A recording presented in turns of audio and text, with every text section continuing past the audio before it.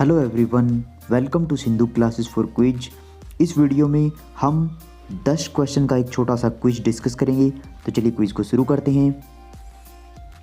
Question है कि कौन सा विश्व का सबसे ऊंचा युद्ध स्थल है।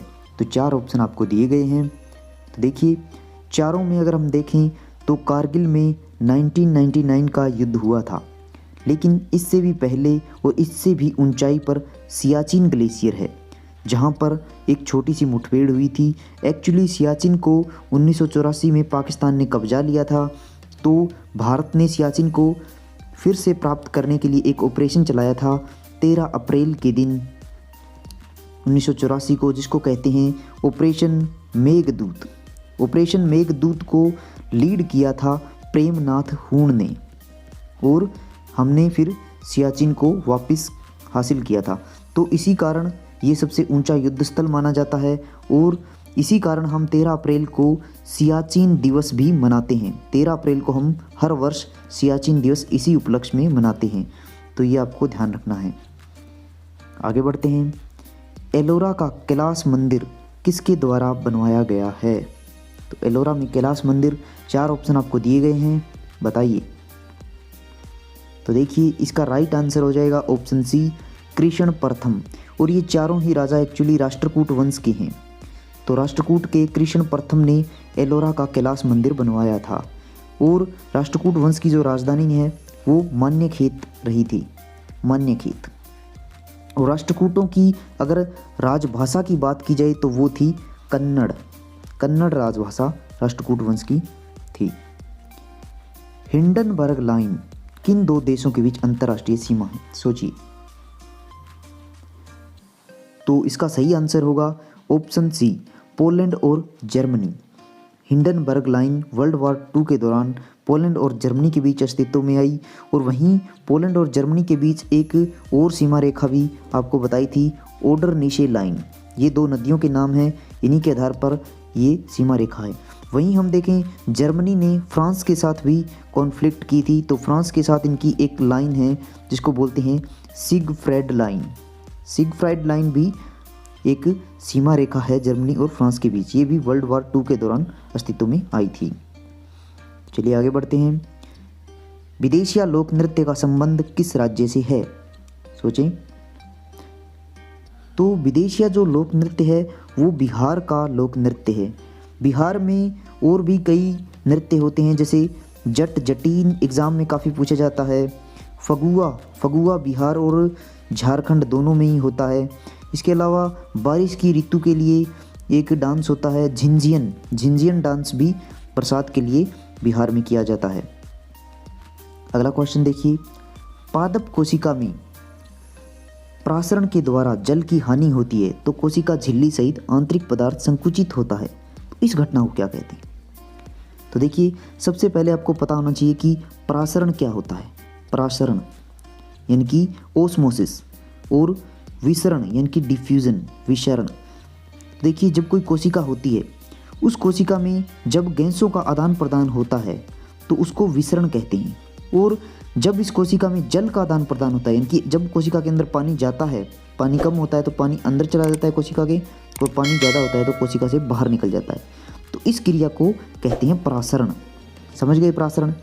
अब देखिए, इसको आप एक छोटे से उदाहरण से समझ सकते हैं। जैसे कि आप एक अंडे को, जिसका कि कैल्शियम कार्बोनेट का जो ऊपर का कवर है वो निकाल दीजिए, फिर उसमें एक झिल्ली बचेगी और बीच में पीले रंग का केंद्रक बचेगा।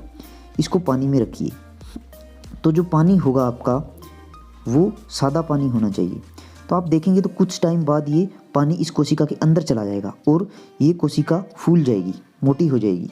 फूल कर पानी अंदर चला गया तो कोशिका मोटी होगी। वहीं अब दूसरा बीकर लीजिए, उसमें इस कोशिका को रखिए, इस अंडे की कोशिका को रखिए वैसे ही जैसे कैल्शियम कार्बोनेट का घोल निकल जाना चाहिए, एक पतली सी झिल्ली रहनी चाहिए, और इसमें आप नमक या चीनी घोल दीजिए खूब मात्रा में।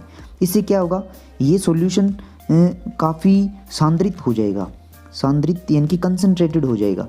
तो क्या होगा, इस अंडे के अंदर जितना भी पानी है वो क्या होगा, बैलेंस करने की कोशिश करेगा, और पानी क्या होगा, बाहर निकलेगा, बाहर के सॉल्यूशन में, और ये अंडा क्या हो जाएगा, सिकुड़ जाएगा, यानी छोटा हो जाएगा, छोटा हो जाएगा। तो इसको कहते हैं, ये यही क्रिया हुई, आंतरिक पदार्थ संकुचित हो गई। तो इस क्रिया को क्या कहेंगे फिर हम, तो इसको कहेंगे जीव द्रव्य कुंचन, यानी कि कुंचित हो गया। तो सही आंसर होगा ए। इस उदाहरण से आप अच्छे से समझ सकते हैं और प्रैक्टिकली इसको कर भी सकते हैं। वहीं अगर इस क्रिया में देखें जिसमें हमने सादा पानी लिया था तो अंडे की कोशिका फूल गई थी, इसको कहते हैं जीव द्रव्य विकुंचन। तो इस प्रोसेस को याद रखिएगा। अगला क्वेश्चन देखिए, भारत की मानक समय रेखा किस राज्य से नहीं गुजरती? इसमें अगर आपको ये मैप अगर आपके माइंड में सेट है तो रट्टा लगाने की कोई आवश्यकता नहीं। यहाँ देखिए, आप ऊपर से देखेंगे, सबसे पहले उत्तर प्रदेश के नैनी गांव तो मैंने बताया ही है, फिर देखिए थोड़ी सी मध्य प्रदेश से गुजरती है, फिर छत्तीसगढ़ में काफ़ी दूरी तक गुजरती है, फिर उड़ीसा से गुजरती है और फिर महाराष्ट्र से गुजरती है। तो उत्तर प्रदेश से बिल्कुल गुजरती है, गुजरात से नहीं गुजरती, गुजरात यहाँ है, तो मानक रेखा गुजरात से नहीं गुजरती और इन तीनों से गुजरती है। अब आगे बढ़ते हैं। भारतीय संविधान का कौन सा अनुच्छेद एक स्वतंत्र चुनाव आयोग प्रदान करता है? आपको 4 अनुच्छेद दिए गए हैं, सोचिए। तो देखिए इसका राइट आंसर होगा अनुच्छेद 324। ये जो है चुनाव आयोग की बात करता है। और इसके अलावा देखें तो 326 जो अनुच्छेद है ये वयस्क मताधिकार की बात करता है कि लोकसभा और विधानसभा में जो चुनाव होंगे वो वयस्क मताधिकार के आधार पर होंगे। अगला क्वेश्चन देखिए, निम्नलिखित में से कौन सा पादप हार्मोन है? आपको 4 हार्मोन दिए गए हैं, सोचिए।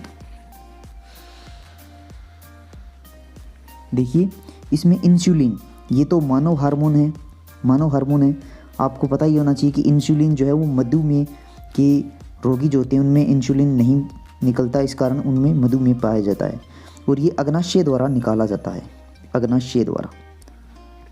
और इसके बाद देखिए एस्ट्रोजन, ये जो है वो फीमेल हार्मोन है और एस्ट्रोजन के कारण क्या होता है, जो अंडाणु होता है उसके निर्माण में हेल्प मिलती है। तो ये भी नहीं हो सकता आंसर आपका। आगे देखिए साइटोकाइनिन, हाँ ये पादप हार्मोन है साइटोकाइनिन। और साइटोकाइनिन क्या करता है, ये कोशिका के विभाजन में सहायक होता है, कोशिका के विभाजन में सहायक होता है और फलों में पाया जाता है पौधे के और बीजों में पाया जाता है। तभी तो फल की कोशिका विभाजित होगी, तभी तो फल ग्रो करेगा, छोटे से बड़ा होगा। तो साइटोकाइनिन। वहीं देखें टेस्टोस्टेरोन, तो ये मेल में पाया जाने वाला हार्मोन है, यानी कि ये भी इंसानों में पाया जाता है, पौधों में नहीं पाया जाता। तो उसके बाद देखते हैं अगला क्वेश्चन, गुप्त काल के किस अभिलेख में हूणों के आक्रमण की जानकारी मिलती है? सोचिए। तो देखिए इसका आंसर होगा ए एंड बी, जूनागढ़ अभिलेख और भीतरी अभिलेख, इन दोनों अभिलेखों से हूणों के बारे में जानकारी मिलती है। और इसमें देखिए भीतरी अभिलेख में ये जानकारी मिलती है कि हूणों का आक्रमण हुआ है और हूणों पर आक्रमण के बाद हूणों पर विजय की जो जानकारी मिलती है वो मिलती है जूनागढ़ अभिलेख से। तो यहाँ पर विजय की जानकारी मिलती है। देखिए जूनागढ़ का एक रुद्रदामन का अभिलेख है वो अलग है और ये अभिलेख बिल्कुल अलग है। इसके अलावा हम देखें एरन अभिलेख, ये भी काफ़ी इम्पोर्टेंट अभिलेख है। इसमें क्या है कि ये भी गुप्त काल का ही है। इसमें सती प्रथा का, भारत में सती प्रथा का प्रथम जो है वो अभिलेखीय साक्ष्य प्राप्त हुआ है कि भारत में सती प्रथा होती थी, इसका जिक्र एरन अभिलेख में मिलता है। आगे बढ़ते हैं। विश्व स्वास्थ्य संगठन का मुख्यालय कहाँ है? तो देखिए विश्व स्वास्थ्य संगठन का मुख्यालय जनेवा में है, इसके बारे में हम कई बार जिक्र कर चुके हैं। अब देखिए पेरिस में कई हेडक्वार्टर है, जैसे यूनेस्को का है पेरिस में हेडक्वार्टर है, FATF का पेरिस में है और इसके अलावा रिपोर्टर्स विदाउट बॉर्डर का है, इंटरनेशनल एनर्जी एजेंसी का हेडक्वार्टर पेरिस में है और OECD का हेडक्वार्टर भी पेरिस में है, Organisation for Economic Cooperation and Development का।